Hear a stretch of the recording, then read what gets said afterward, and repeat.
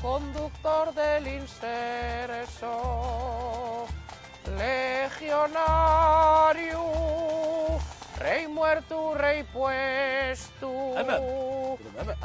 Marquesina, por Dios, pero ¿qué fais aquí? Pero no ves que vas a agarrar la muerte y un enfriamiento de la de Dios. Calla la boca, blasfemo, zaratán. Negarásme 3 veces en antes de que cante el pito de Calella. ¿Qué te dije? Dime, ¿qué te dije? Que la procesión de Semana Santa ya no pasa por aquí, donde fai, yo que sé, 1000 años.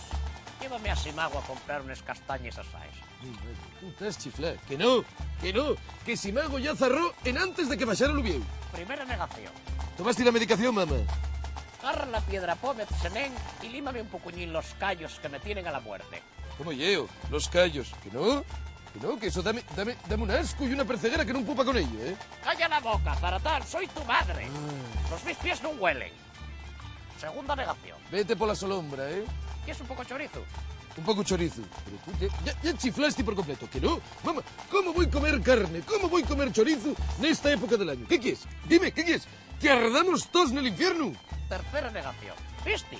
Negásteme 3 veces en antes de que cantara Juan Pardo.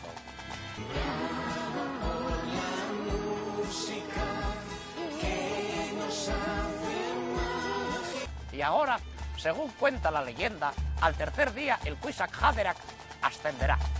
¿Ascenderá? ¿A dónde?